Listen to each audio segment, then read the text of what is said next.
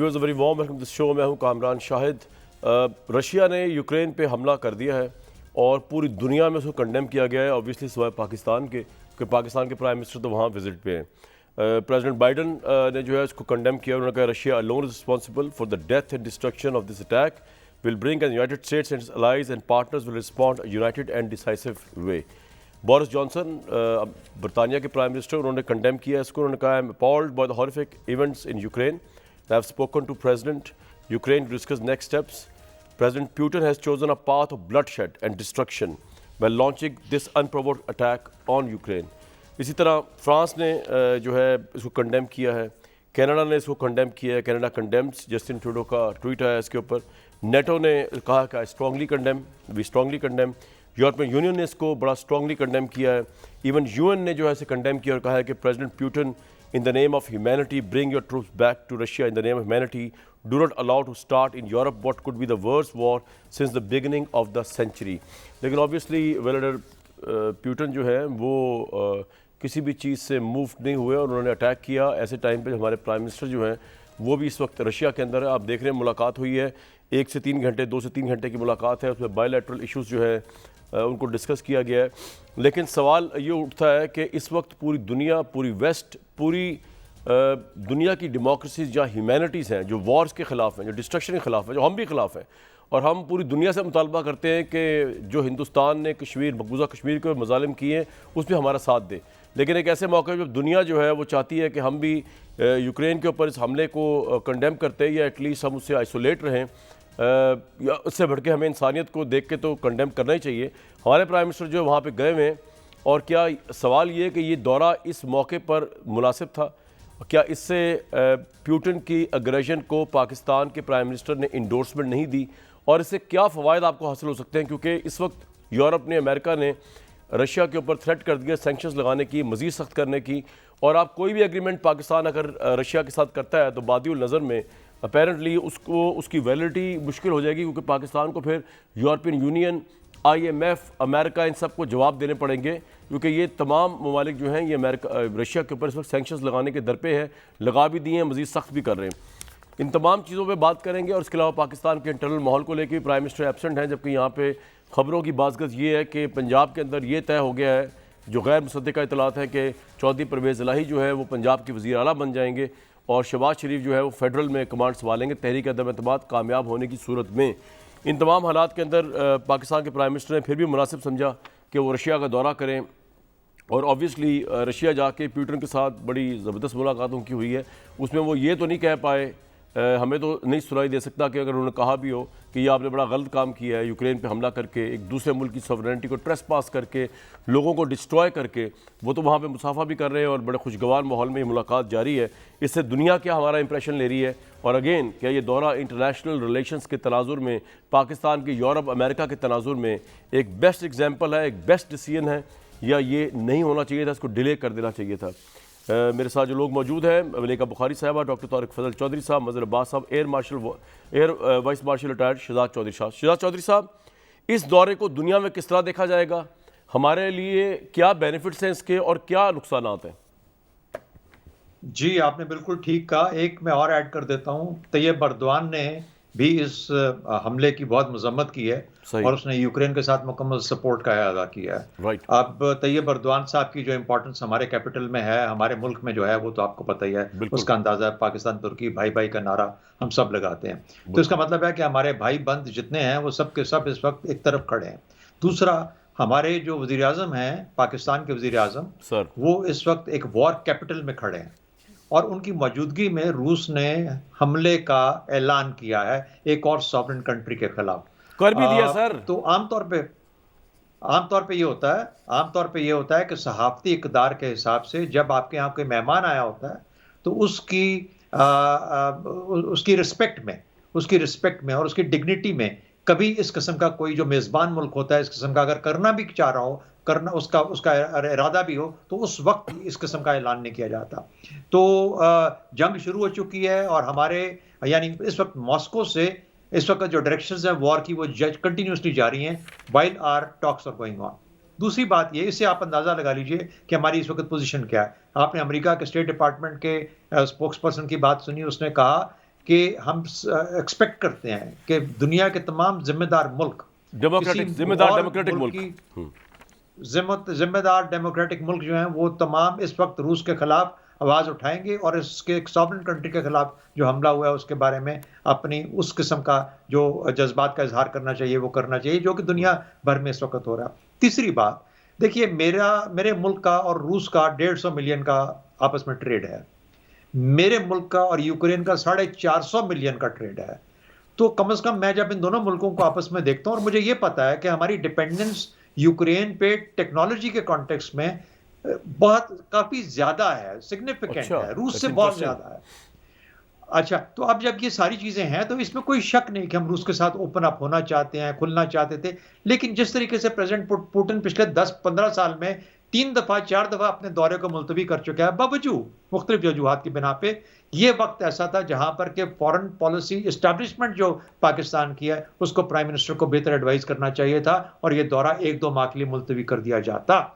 Foreign policy establishment में से कौन है जिसने वज़ीर आज़म को धक्का दिया? इस वक्त हम, अगर आपको इंटरनेशनल डिप्लोमेसी में मैं आम जुबान में बात करूं तो हम इस वक्त इंटरनेशनल डिप्लोमेसी के अंदर मामू बन गए हैं। हमारे प्राइम मिनिस्टर की मौजूदगी के अंदर एक वहां पे जंग का ऐलान कर दिया गया। तो ये अगर आप इसमें से कोई आप अच्छाई ढूंढते हैं तो मुझे नहीं समझ आती, जो मर्जी स्पिन दे लें आप ही के चैनल के और बहुत बाकी जो चैनल्स के इस वक्त बड़े काबिल वहां पर हमारे जर्नलिस्ट गए हुए हैं। 5 बजे, आज शाम के 5 बजे जो उनके रिपोर्ट्स थी उनका टोन डिफरेंट था, वो स्पिन वाला टोन था, बायलैटरल है, हम ये करेंगे, हमारा उस जंग से कोई तल्लक नहीं। और 6:30 बजे और 6 बजे के जो रिपोर्ट्स थी उसके अंदर टोटली डिफरेंट था कि हम किसी किस्म का कोई साइन नहीं करेंगे मुआहदा, क्योंकि सैंक्शन कंट्री है, साइन कर ही नहीं सकते कंट्री के साथ हम बिल्कुल अफोर्ड नहीं कर सकते कि हमारे जो इतने सारे जो इंटरेस्ट हैं, इतने सारे और जो हमारे फाइनेंशियल मामला हैं उनके ऊपर फैटफ का इस वक्त इजलास हो रहा है, ये फैसला करने के लिए कि आपको ग्रे लिस्ट से निकाला जाए या ना निकाला जाए या ब्लैक लिस्ट कर दिया जाए। तो क्या आप अफोर्ड कर सकते हैं ये चीजें? अब मुझे बताइए कि वो जो हमारी फॉरेन पॉलिसी एस्टैब्लिशमेंट है, जो थिंक टैंक्स हैं, उन्होंने ये सब चीजें पहले नहीं सोची थी। 1 हफ्ता हो गया हम सबको शोर मचाते हुए चैनल्स के ऊपर, लेकिन उसको दिफा करने के लिए और स्पिन और ट्विस्ट देने के लिए हमेशा कोई ना कोई एस्टैब्लिशमेंट से आ जाता है। तो मेरा ख्याल है कि the prime minister has been badly advised, बड़ा गलत इल टाइमली विजिट था, इसको पोस्टपोन किया जाना चाहिए था। और बेशक हम रूस के साथ अच्छे तल्लुकात चाहते हैं, लेकिन ये वो वक्त नहीं था जहां पे हमारे वज़ीर आज़म मॉस्को में पुतिन के साथ इस तरह पाए जाते, खड़े हुए नजर आते। बिल्कुल आपका पॉइंट आ गया शहजाद साहब। मलिका साहिबा, ऑब्वियसली शहजाद चौधरी साहब जो है वो तो कोई ऑपोजिशन के रहनुमा भी नहीं है और उनकी राय जो है वो समझते भी हैं इन तमाम मामलात को, मिलिट्री की सूरत हाल को भी, और आप भी माशाल्लाह एक्सपोजर आपका बड़ा है इंटरनेशनल मामलात में। आपके ख्याल में इस दौरे से हमें क्या हासिल हुआ? बाय द टाइम जब ये खबरें चल रही हैं पूरी दुनिया के अंदर, रूस का एक बहुत ही अगली फेस, एक वॉर लॉर्ड लाइक फेस जो है वो दुनिया के सामने एक्सपोज हो रहा है, और उस फेस के अंदर हमारे प्राइम मिनिस्टर का फेस, चाहे वो इंडोर्स कर रहे हैं या नहीं कर रहे, एज ए इंडोर्समेंट देखा जा रहा है। पूरा यूरोप जिससे हमारे मामलात चल रहे हैं, ओवरसीज़ हमारे वहाँ पे हैं, रशिया में नहीं है, यूरोप के अंदर है, यूरोप से हमारे माली मामलात चल रहे हैं, हमारी ट्रेड चल रही है, हमारा IMF चल रहा है। उस मौके के ऊपर आप एग्री करेंगे शहजाद चौधरी साहब से, इल एडवाइस्ड है, हमें मामू के तौर पे देखा जा रहा है इस सारे सिचुएशन के अंदर? जी थैंक यू कामरान। देखें कामरान, इनका अपना व्यू है, अपना तज्जिया है, हम इनके तज्जिए से बिल्कुल भी एग्री नहीं करते। अच्छा। जिस जाविये से ये इस दौरे को देख रहे हैं, हम इससे बिल्कुल भी एग्री नहीं करते। पहली बात तो ये है कि ये एक तयशुदा दौरा था। जहाँ तक यूक्रेन और रशिया के अपने तनाज़े की बात है, उसके बारे में वज़ीर आज़म वजाहत से एक इंटरव्यू में कह चुके हैं कि कभी भी फौजी कार्रवाई किसी भी मसले का हल नहीं है और इनको टेबल के ऊपर नहीं, लेकिन ऑप्टिक्स इंपॉर्टेंट है मलिका साहिबा, आप ये दौरा मुलतवी भी कर सकते थे, ऑप्टिक्स इंपॉर्टेंट है, प्राइम मिनिस्टर वहाँ मौजूद है, लग इस तरह है पूरी दुनिया को एंडोर्समेंट दे रहे हैं। तो आपको वजाहत, मैं आपसे बात कर रहा हूँ। जी अगर आप थोड़ी देर 2 मिनट 30 सेकंड सुन लीजिए, आपको वजाहत मिल जाएगी। 2 मिनट बोलिए। दौरा था और पाकिस्तान की हुकूमत ने इनफरादी तौर पर, आज़ादाना तौर पर, किसी मुल्क के जाविये से देखे बगैर अपने खारजा अमूर को तय करना है। हम एक सॉवरेन कंट्री हैं, हमारे अपने फैसले हैं, हमने अपनी तरजीहात को तय करना है। रूस एक अहम मुल्क है, खित्ते के अंदर अहम डेवलपमेंट्स हैं। हम जानते हैं कि अमेरिका ने हमला किया इराक के ऊपर, लेकिन हमारे उनसे फिर भी ताल्लुकात रहे। अफगानिस्तान में दहशतगर्दी के खिलाफ जंग लड़ी, फिर भी हमारे ताल्लुकात रहे। लिबिया में क्या हुआ सब जानते हैं, सीरिया में क्या हुआ सब जानते हैं। तो ममालिक ने अपने इनफरादी फैसले किए और पाकिस्तान की हुकूमत ने उनसे ताल्लुकात रखे। रशिया के साथ हम काफ़ी देर से ताल्लुकात आगे बढ़ाना चाह रहे हैं। पहले एक ब्लॉक का हिस्सा थे, अब हम किसी ब्लॉक का हिस्सा नहीं बनना चाहते, लेकिन अपनी तजारत को, अपनी तवानाई के मसले को, अपनी जो तरजीहात हैं उनको आगे बढ़ाना चाहते हैं। तो इसमें मुझे नहीं लगता कोई गलत बात। मुझे एक सवाल का जवाब दीजिए कि एक ऐसा दौरा जिसके अंदर प्राइम मिनिस्टर जो है पूरी दुनिया में, जिसमें रशिया को एज एग्रेसर दिखाया जा रहा है, उसकी कंडेमनेशन डिमांड की जा रही है, दुनिया का हर रिस्पॉन्सिबल डेमोक्रेटिक कंट्री जो है वो उसे एग्रेसर डिक्लेयर कर रहा है, लेकिन हम नहीं कर सकते क्योंकि हम तो वहाँ मेहमान हैं। इस मौके पर कोई आपसे नहीं कह रहा कि रशिया के ताल्लुका ठीक नहीं करने चाहिए थे आपको, आप इसको पोस्टपोन भी कर सकते थे, या हमारे अंदर इतनी सख्त ही नहीं है कि प्यूटन तो 10 दफ़ा जो है बकौल शहजाद चौधरी साहब के अपना विजिट मुलतवी कर चुके हैं, हम वॉर लाइक सिचुएशन के अंदर भी मुलतवी नहीं कर सकते। दूसरा, आप कह रही हैं कि हमारे एग्रीमेंट तो हो ही नहीं सकते। मैम, एग्रीमेंट किस तरह होंगे? आप एक ऐसी कंट्री में बैठे हुए हैं जो दुनिया जहां की सैंक्शंस के अंडर है। नहीं, मैं आपको फैक्ट्स बता रहा हूं, आप मुझे फैक्ट्स से बताइए कि दुनिया जहां ने सैंक्शंस लगा दिए, आप नहीं, मैं आपसे पूछ रहा हूं, आप बताए ना साइनिंग हो रही है कोई, यहाँ पे कोई एग्रीमेंट सामने आ रहा है? नहीं हो सकता ना एग्रीमेंट। पूरी ये फैक्ट है कि पूरी दुनिया उसको जो है कंडेम कर रही है रशियन एग्रेशन को, सिवाय पाकिस्तानी प्राइम मिनिस्टर, क्योंकि वहां मेहमान है। ये एक फैक्ट है, ये मेरा एनालिसिस नहीं है इसमें। जी ये फैक्ट है। चाइना ने कहा है कि रिस्ट्रेंट होना चाहिए, चाइना ने खुलकर इसको कंडेम नहीं किया। देखिए, मैं आपको फिर बावर करना चाहती हूँ कि हमने दूसरे ममालिक के जाविये से, स्पेसिफिकली वेस्टर्न कंट्रीज़ के जाविये से किसी इशू को नहीं देखना। एक तनाज़ा है दो मुल्कों के बीच में, हम हमेशा अमन के दाई हैं, हमने अमन की बात की है, हम अमन को फ़रोग देंगे, हम वहाँ जाकर भी यही बात करें, लेकिन हमने अपनी तरजीहात को आगे बढ़ाना है। हमने एक जुर्रतमंदाना फ़ैसला किया, एक सही फ़ैसला किया है कि एक तयशुदा दौरा है, उसको हमने आगे बढ़ाया। गवर्नमेंट की तरजीहात में मुकम्मल कर दूं, मलिका साहब, आपकी तरजीहात में, छोड़े नायब वज़ीर-ए-आज़म को, मैं सिर्फ ये पूछ रहा हूँ आपसे कि आपकी तरजीहात में ह्यूमैनिटी नहीं स्टैंड करती ना, आपकी तरजीहात में अग्रेसर को कंडेम करना तय नहीं, तो फिर आपने किस तरह दौरा कर लिया इस मौके पे? नहीं, देखिए, वो दौरा जब हमने किया, जब हम वहाँ पहुँचे तो उस वक्त तो ये सिचुएशन नहीं थी कि हमला मिलिट्री एक्शन हो चुका था, लेकिन बहरहाल वो हुआ और एक तनाज़ा दोनों ममालिक के अंदर डेवलप हुआ। हमने अपनी मीटिंग्स के अमल को आगे बढ़ाया, लेकिन हम कभी भी ये नहीं कह रहे कि अमन आगे नहीं बढ़ना चाहिए, हम कभी नहीं कह रहे कि जो मिलिट्री कार्रवाई है वो सही सिमत है, हम ये नहीं कहते। वज़ीर आज़म तो जाने से पहले भी कह चुके हैं, तो वजाहत आ चुकी है। लेकिन ये कहना कि पाकिस्तान दूसरे ममालिक की तरजीहात की वजह से अपने बाहमी ताल्लुक़ को ख़त्म कर दे, आई थिंक ये कहना और सोचना भी काबिल अफसोस है किसी भी तज्जियाकार के लिए कि आप एक ऐसा मंजरनामा पेश कर दें कि सफ़े मातम बिछ जाए पाकिस्तान के अंदर कि क्यों पाकिस्तान के मुंतखब वज़ीर आज़म रूस से अपने ताल्लुकात को एक नई सिमत देने जा रहे हैं। तो तज्जिया जरूर कीजिए, बात जरूर कीजिए, लेकिन सफ़े मातम बिछ गई आपके तज्जिये से, ना पेश कीजिए। अफसोसनाक मंजर पेश किया आपने। क्विकली आपको 1 मिनट दूंगा, फिर आगे चलना है मैंने।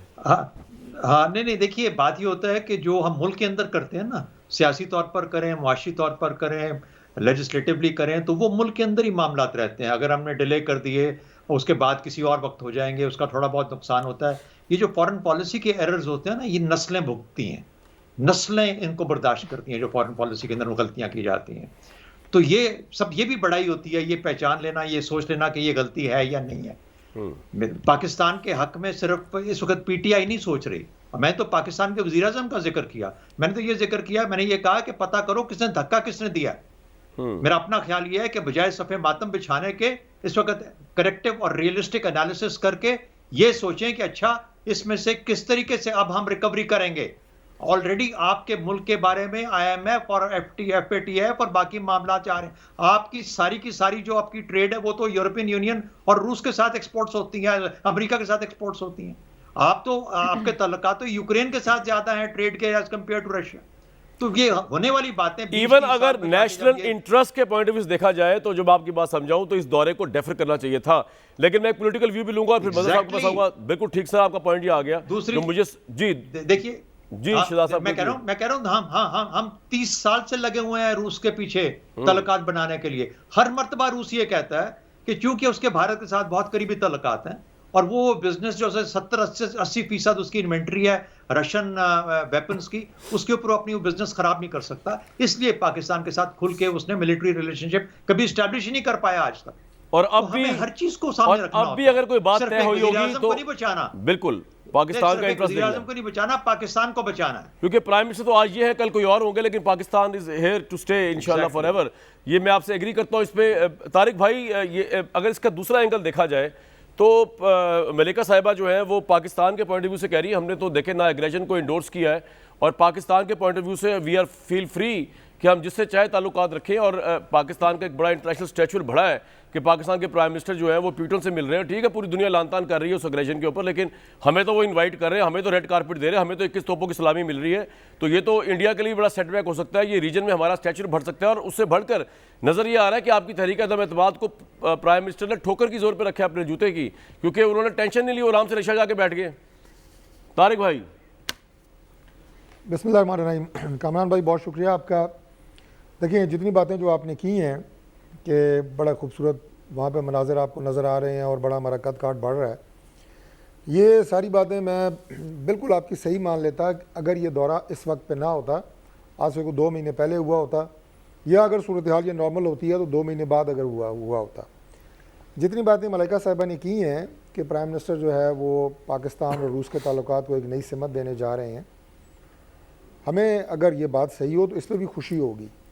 लेकिन ये तमाम सूरत हाल जिसका अभी बहुत तफसील से चोई साहब ने तज्जिया किया है, पहली बात तो ये है कि ये कोई सियासी सूरत हाल नहीं है मुल्क के अंदर, जिसके अंदर हुकूमती तर्जमान जो है वो सफ़ेद को काला और काले को हमेशा सफ़ेद साबित करने की कोशिश करते रहते हैं रोज़ाना की बुनियादों के ऊपर, और आखिर में मलबा पिछली हुकूमतों पर डाल के प्रोग्राम का घंटा ज़ाया करके चले जाते हैं घरों को। ये बिल्कुल जो बात आखिरी की ना चोई साहब ने, मैं सिर्फ उसका रेफरेंस दूंगा कि किसी भी मुल्क की जो फॉरेन पॉलिसी होती है उसके असरात उस मुल्क के ऊपर दिहाइयों तक जाते हैं। ये 2-4 दिनों का मामला नहीं है। सही। और इस मौके के ऊपर कि जिस वक्त पूरी आलमी बरादरी का रिएक्शन आपके सामने है, आप वहाँ पे मौजूद हैं, आप कहें या ना कहें, you are standing with Russia, ये नज़र आ रहा है पूरी दुनिया को। आप मुझे बताएं, मैं आपके घर में बैठ के आपकी किसी की पॉलिसी के ऊपर तनकीद कर सकता हूँ? मैं नहीं कर सकता, सिफारती आदाब के ख़िलाफ़ है। और हमारा जो फॉरेन ऑफिस यहाँ पे है वो भी खामोश बैठा हुआ है, उसके मुंह पे भी टेप लगी हुई है। जो वहाँ पे आपका सिफारती अमला गया हुआ है उसकी आप गुफ्तगू सुन लें, उनकी भी हवाइयाँ उड़ी हुई हैं। ये चोई साहब ने बिल्कुल ठीक कहा कि ये फ़ैसला वज़ीर-ए-आज़म का नहीं होता, ये वजारत ख़ारजा का एक आप ये कहें कि पूरे मामला तय होते हैं। नहीं सर, मैं आपसे एग्री नहीं करता। मेरा ख्याल से ये दौरा जो था ना, ठीक है, मैं आपसे एग्री नहीं करता। मेरी जो अपना एनालिसिस है ना, खबर नहीं है, प्राइम मिनिस्टर की अपनी बड़ी ख्वाहिश नजर आई है रशिया के प्रेसिडेंट से मिलने की, और उस ख्वाहिश की वजूहत कई हो सकती है। अमेरिका को दिखाना कि आपने हमें फ़ोन नहीं किया तो हम आपके मुखालिफिन के पास जा रहे हैं, उसके रीजंस कई हो सकते हैं। ये मेरा ज़ाती एनालिसिस है, it is not a news, लेकिन ये मेरा ज़ाती एनालिसिस है। तो मेरे कहने का मकसद ये है, मेरे कहने का मकसद ये है कि जो सरकारी दौरा होता है किसी भी चीफ एग्जीक्यूटिव का, हेड ऑफ द स्टेट का, वो सारा फॉरेन ऑफिस आपका तय करता है, उसके मामला सारे फॉरेन ऑफिस तय करता है।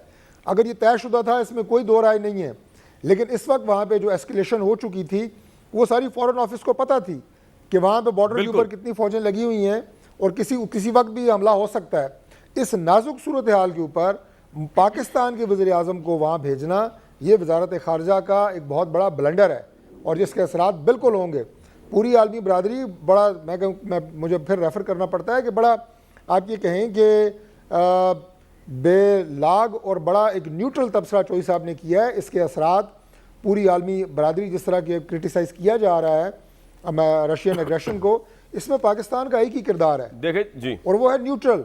बिल्कुल, आपको कोई और वहां जाके वो न्यूट्रलिटी नजर नहीं आ सकती जी, फिलहाल आपको वहां नहीं आ सकती। यही तो मैं आपको कह रहा हूं कि उनके घर में बैठ के जब आप वहां बैठे हुए हैं और उसने हमला कर दिया है, लग ये रहा होगा कि वी आर गया। Endorsing that aggression whether we, हालांकि हम शायद नहीं कर रहे होंगे, लेकिन लग ये रहा है पूरी दुनिया को। सर मैं आपके साथ गाड़ी में बैठा हूं और आप वैसे भी शरारती आदमी है, आप कोई भी वारदात करेंगे तो मैं आपको एक्यूज दूंगा यार। अच्छा यार, बात है, मैंने तारिक भाई वारदात आपने मेरे पे डाल दी, आसान अल्फाज में समझा दिया है। ठीक, नहीं, मैंने कहा अगर करे तो, और दोनों पकड़े जाएंगे ना, फिर ये मैं कह रहा हूँ आपको, बस इकट्ठे करते हैं। अब हम खामखा पकड़े गए हैं, किया कुछ है नहीं, पकड़े हमें गए हैं। बिल्कुल डन हो गया सर, आप नेक्स्ट टाइम लाहौर है, इकट्ठे फिरेंगे। मैं एक ब्रेक लूंगा। मैं तो परेशान इस बात पे हूँ, मजहर अब्बास साहब और बाकी मेरे जितने रिस्पेक्ट पैनलिस्ट हैं, कि हमने देखा था वर्ल्ड वॉर 2 जो स्टार्ट हुई थी, बल्कि वर्ल्ड वॉर 1 जो स्टार्ट हुई थी, वो तो एक आर्म असैसिनेशन से हुई थी। ऑस्ट्रिया के जो वो थे, उनकी वजह से ये पूरी वर्ल्ड वॉर ट्रिगर कर गई। और जो यूएन के मदर साहब वो कह रहे हैं, सेक्रेटरी जनरल वो कह रहे हैं कि in the Europe not allowed to start in the name of humanity, do not allow to start in Europe what could be the worst war since the beginning of the century. तो ये तो खुदा ना खास्ता का escalate कर गई, इसमें अमेरिका आ गया, इसमें यूरोप आ गया और ये वर्ल्ड वॉर की तरफ चली गई या सेमी वर्ल्ड वॉर की तरफ चली गई या ब्लॉक्स की वॉर की तरफ चली गई। तो ये दौरा जो है ये किस तरह याद रखा जाएगा तारीख में। और आपने दोनों तरफ के दलाइल सुने, मैं आपको तारिक साहब के दलाइल की बात नहीं करता, वो तो पॉलिटिशियन है, लेकिन आपने शहजाद चौधरी साहब न्यूट्रल आदमी उनके भी सुने, मलिका साहबा जो गवर्नमेंट है उनके भी सुने। योर टेक सर, ये हमारे लिए बेनिफिशियल दौरा हुआ है, image wise, optic wise, benefits wise, politically, internationally? Kamran, जब भी इस तरह का कोई दौरा होता है और इतना ख़ास तौर पे रूस उठा लें आप, चीन उठा लें, अमेरिका का उठा लें, इसमें क्या सिर्फ फॉरेन ऑफिस का इनपुट होता है?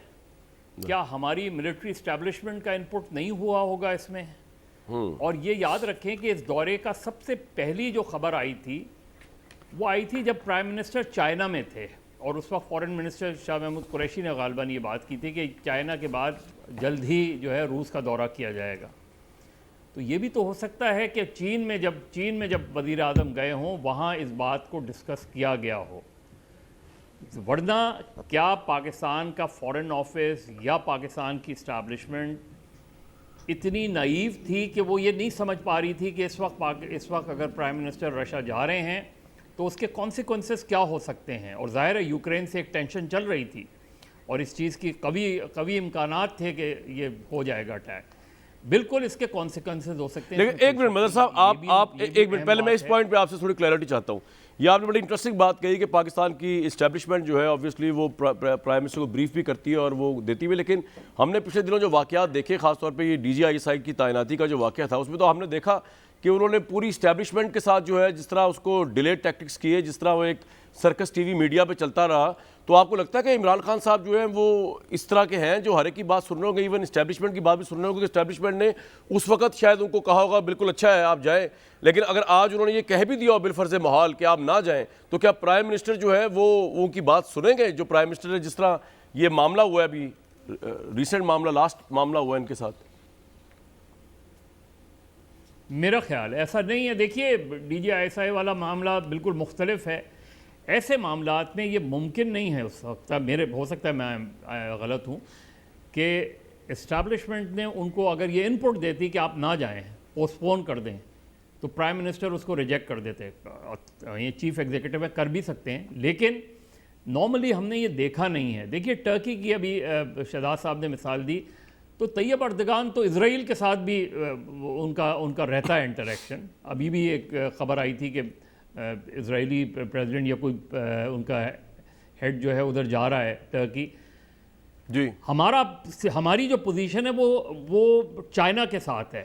मेरा ख्याल है चाइना को कॉन्फिडेंस में ज़रूर लिया गया होगा और चाइना का इनपुट इसमें ज़रूर शामिल हुआ होगा, क्योंकि हम बहरहाल अपने तय ये कोशिश कर रहे हैं कि हम इस ब्लॉक का हिस्सा बने। हम बन पाएंगे नहीं बन पाएंगे, इस सिचुएशन में और डिफ़िकल्ट हो गया है। ये बात अपनी जगह बिल्कुल 100% दुरुस्त है कि हमारा सारा, चाहे हमारी इकॉनमी जो है वो खड़ी है यूरोपियन यूनियन के साथ, IMF FATF की तलवार के नीचे, IMF की तलवार के नीचे, अमेरिका की तलवार के नीचे, FATF की तलवार के।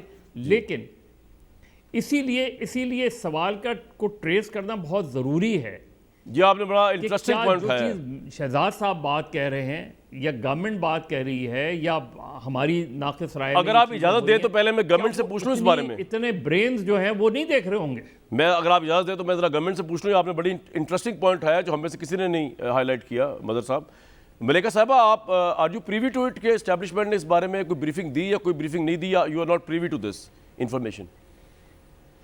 देखिए कामरान शाहिद साहब, मैं किसी इस किस्म के इनपुट से वाकिफ़ नहीं हूँ, तो मैं वसूख से आपके प्रोग्राम पे इसकी वजाहत नहीं पेश कर सकती।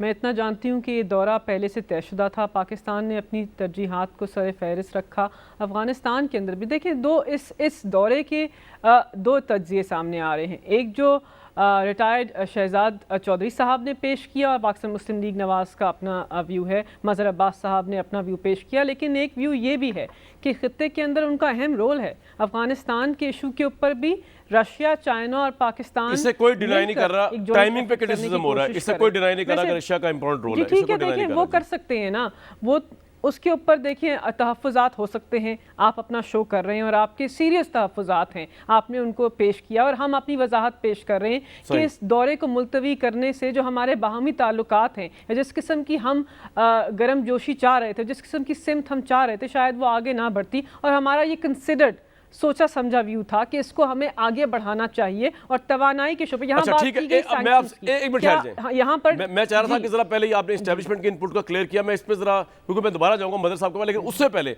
शहजाद साहब बड़ा इंपॉर्टेंट पॉइंट हाईलाइट किया है मदर अब्बास साहब ने। वो कह रहे हैं कि ये दौरा की टाइमिंग में एस्टैब्लिशमेंट ऑब्वियसली ऑन बोर्ड होगी, ये तो हो ही नहीं सकता कि वो ऑन बोर्ड ना हो। Your take sir. इस दौरे के फैसले में एस्टैब्लिशमेंट जरूर ऑन बोर्ड होगी, लेकिन टाइमिंग जो है उसके ऊपर शायद ऑन बोर्ड ना हो। टाइमिंग एडजस्ट होती है हालात के मुताबिक। पिछले एक हफ्ते से पाकिस्तान के पूरे मीडिया के अंदर एक बहुत आवाज जो खुल के सामने आई है कि प्राइम मिनिस्टर इमरान खान को अपने रूस के दौरे के बारे में रिकंसिडर और रिव्यू करना चाहिए। इसका दिफा कहां से आता है? इसका दिफा या गवर्नमेंट के अंदर से आता है या फॉरेन पॉलिसी एस्टैब्लिशमेंट के अंदर से आता है। ये और कहीं से इसका दिफा नहीं आ रहा, और दिफा वही है कि ये बायलैटरल है, इसके अंदर पाकिस्तान के फवायद हैं, लॉन्ग टर्म फवायद हैं। लेकिन देखिए फवायद क्या है कि इस वक्त हम वहां बैठे हैं, हमने अपना नाम भी खराब किया, हम वहां पे सब दुनिया की बुरा भला भी सह लिया, लेकिन हम वहां पे कुछ हासिल कर नहीं पाए, कुछ साइन नहीं कर पाए, कोई MOU साइन नहीं कर पाए। वहां पे सैंक्शंस के हमारे ऊपर थ्रेट है, हम अगर सैंक्शन ऊपर कुछ साइन करते हैं तो उधर दूसरी मुल्क में दूसरी दुनिया में जाके फंस जाते हैं। बार सूरत दूसरी बात, एक और चीज हमें ख्याल रखनी है कि हम तो कैंप पॉलिटिक्स के खिलाफ थे। अभी तो हमने नेशनल सिक्योरिटी पॉलिसी का ऐलान किया और कितने तम तराक से किया। हमने कहा कि हमारी जो जियो इकोनॉमिक्स है, this is going to lead, geopolitics पीछे हट गई। पुतिन का क्या इंटरेस्ट था? पुतिन का इंटरेस्ट ये था कि एक मुल्क का लीडर, एक न्यूक्लियर पावर का लीडर मेरे पास इस वक्त दफ्तर में बैठा है और मैं जंग का ऐलान कर रहा हूं। वो पॉलिटिकल बेनिफिट ले गया इस सारी चीज से, हमारा इकोनॉमिक बेनिफिट पीछे रह गया। हम तो इकोनॉमिक बेनिफिट के लिए गए थे ना रूस में, जिसको आप कह रहे हैं कि वहां पे उसकी बारी आई नहीं। राइट, उसकी हमारी बारी आई नहीं है। मदर साहब योर टेक। ये शहजाद साहब आपका ये पॉइंट बिल्कुल आया। मदर साहब योर टेक ऑन दिस। नहीं देखिए, ये तो हम पोस्ट विजिट की बात कह रहे हैं ना कि उनका हम गए तो इकोनॉमिक बेनिफिट्स के लिए थे ना। वो इकोनॉमिक उस वक्त जिस वक्त हमने लैंड किया है उस वक्त तो जंग शुरू नहीं हुई थी। हमें इकोनॉमिक बेनिफिट्स क्या क्या हो सकते हैं। रशिया ने माजी में भी जब आपने अफ़गानिस्तान में हम जिहाद कर रहे थे उस वक्त भी रशिया ने 86 के अंदर 95 मिलियन डॉलर दिए पाकिस्तान स्टील के लिए। हमने वहाँ हमारा उस वक्त क्योंकि जिहाद था हमने वो उठा के रख दिए और वो लैप्स हो गए और वो वापस चले गए। उन्होंने तो उस वक्त भी उन्होंने तो मना नहीं किया, उन्होंने कहा आप स्पेंड करें। हमने और माजी में हमने उस तरीके से जो हैवी इंडस्ट्री लगाई या दूसरी जगहों पे एनर्जी सेक्टर्स वगैरह में रशिया ने आपकी हेल्प वगैरह की, लेकिन उस वक्त हमारी पॉलिसी और जाहिर है हम बिल्कुल कंप्लीटली अमेरिकन ब्लॉक में थे, इसलिए हम उनसे उस तरह फायदा नहीं। लेकिन मदद साहब, अब आपको लगता नहीं कि हम जो है वो बिला वजह रशियन ब्लॉक में इस वक्त रशियन ब्लॉक के अंदर हमें कर दिया जाएगा ब्रैकेट? हम रशियन ब्लॉक नहीं है, हमारा मसला कामरान, फिर मैं कहूँगा इस दौरे का ताल्लुक हमारे दौरे चीन से है। हो सकता है मैं गलत हूँ, मैं कोई बहुत अपने आप को एक्सपर्ट नहीं उस शोबे में समझता। चीन के दौरे के बाद रूस का दौरा हुआ है। ऐसा हो नहीं सकता कि चीन के दौरे में इस पॉसिबल टूर के बारे में वहाँ डिस्कशन नहीं हुई हो, उनका इनपुट नहीं हुआ हो इसमें शामिल, क्योंकि हम चाइना से और ज़्यादा करीब हुए हैं, चाइना हमसे और ज़्यादा करीब हुआ है। CPEC के प्रोजेक्ट्स हैं और दीगर प्रोजेक्ट्स हैं। ऐन मुमकिन था कि अगर हम ये दौरा मुलतवी करते तो सिर्फ रूस ही नहीं चाइना भी नाराज होता हमसे, फिर हम क्या करते? मैं कुछ कह सकता हूँ आप शहजाद साहब, एक चीज मुझे ब्रेक लेनी, उसके बाद में बात यह है जी फरमाइए। बात यह है कि हम चाइना के कैंप में भी तो नहीं जाना चाहते ना। हमने तो डिक्लेयर किया है कि हम किसी कैंप के मेंबर नहीं है। तो अगर हम चीन के कैंप पे नजर आएंगे और चीन हमारी पॉलिसी ड्राइव करेगा, चीन हमें बताएगा कि आप फलाने से मिलो और फलाने से ना मिलो, तो फिर हम क्या करेंगे? यानी फिर तो हम तो किसी और के गिरवी रख दिए गए। हम इसी से तो आज़ादी हासिल करने के लिए अमेरिका जैसे कैंपों से दूरी हासिल करना चाह रहे थे। इसका ये मतलब तो नहीं कि हम चीन के मुताबिक। मलिक साहब आपको जी बिल्कुल, मलिक साहब आपको भी एक मिनट जी। मदद साहब, CPEC में उस हद तक तो चले गए हैं ना। CPEC अगर आप सोचें, यानी नाराजगी के हवाले से कह रहा हूं, आप बिल्कुल ठीक कह रहे हैं कि हम दावा यही करते हैं, लेकिन हमें और आप सबको पता है, जब हम ये दावा करते हैं कि हम अमेरिकन उसमें नहीं हैं, तो हमें पता है कि हम अमेरिकन हमारी कितनी मदद करते हैं उस लिहाज से, जिसका हमें एतराज़ भी होता है, एतराफ़ भी होता है, कभी उनसे नाराज़गी भी रहती है। इसी तरीके से चाइना को हमेशा हम अपना ट्रस्टेड फ्रेंड कहते हैं। अब सीपैक का जो वो है, मैं तो नाराज़गी की बात कह रहा हूँ, बहुत सी चीज़ों पे हुई थी बीच में, टेंशन हो गई थी। मुझे एक ब्रेक के लिए कहा जा रहा है, मैं वापस आऊँगा। तो मलिका साहब आप भी हैं, तारिक फजल साहब भी हैं, और बाकी के हमारे एनालिस्ट भी हैं। मामला जो है कि चलें, इस वक्त हमारा पैनल स्प्लिट है इसके ऊपर, और मैं अपनी राय नहीं भी देता इस मौके पे। हिस्ट्री जो है ना वो बहुत अच्छी तरह डिटर्मिन करेगी आज के इस दौरे को। इससे पहले हम जानते हैं कि लियाकत अली खान साहब को जब रशिया से सबसे पहला दौरा आया, पाकिस्तान का पहला विजिट अनाउंस हुआ, तो वो छोड़कर उस दौरे को हामी भरने के बाद, उसके बावजूद छोड़कर बादियुल नज़र में चले गए अमेरिका। और उसके बाद हमें जो कुछ भुगतना पड़ा जब हम उस ब्लॉक का हिस्सा बने, वो इमरान खान साहब भी बताते रहते हैं, वो हमारे सामने हैं। इंडिया ने ज़्यादा अच्छा कार्ड खेला, उन्होंने रशिया से भी बना के रखी, सोवियत यूनियन से बना के रखी, उन्होंने कैपिटल्स वर्ल्ड से बना के रखी। तो तारीख फैसला कर लेगी इसका। लेकिन पाकिस्तान के और बड़े अहम मामला हैं जिसमें पाकिस्तान के प्राइम मिनिस्टर को यहाँ होना चाहिए था, जिसमें एक तो ये गैर मुसद्दक़ा इतलात हैं कि तहरीक-ए-एतमाद के नंबर पूरे हो चुके हैं।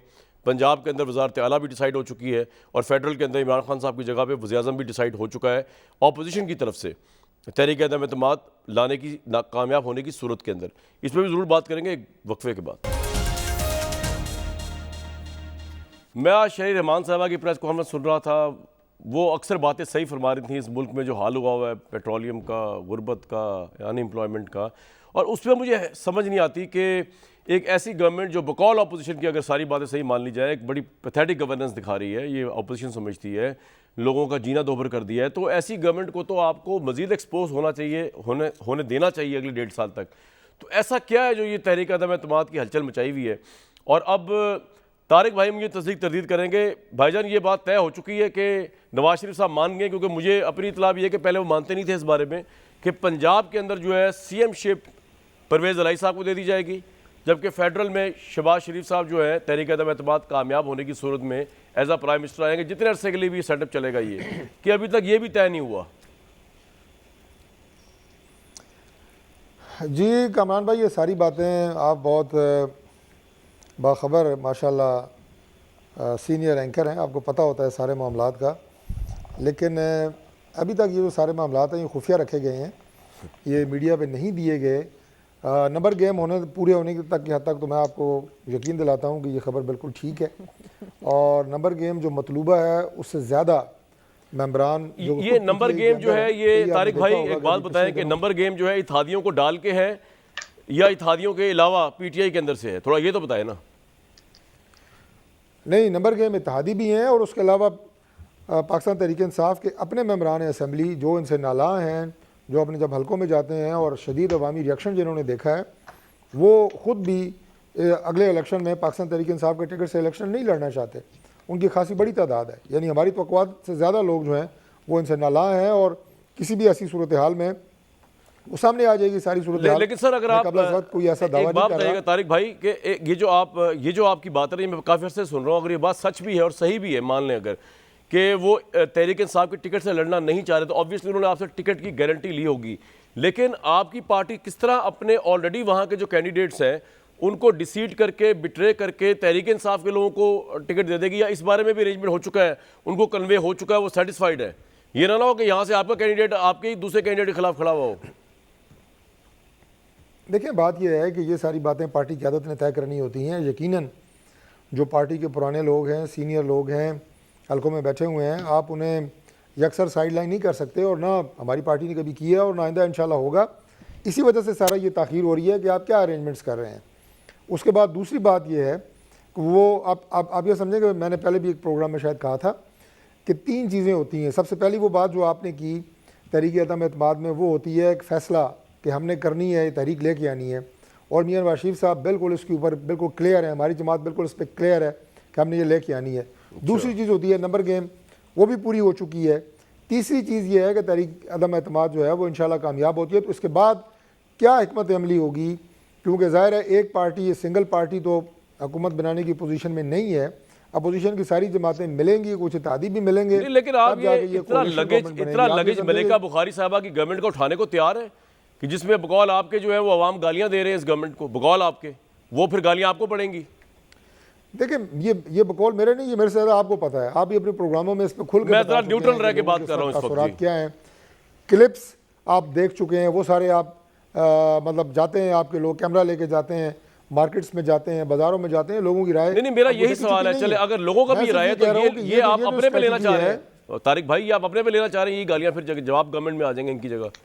नहीं कामरान भाई, यही मैं आपको अर्ज़ कर रहा हूँ सर कि इससे अगली क्या हिकमत अमली होनी है कि जिसमें कोई हालात बेहतर होने की उम्मीद है कि नहीं है।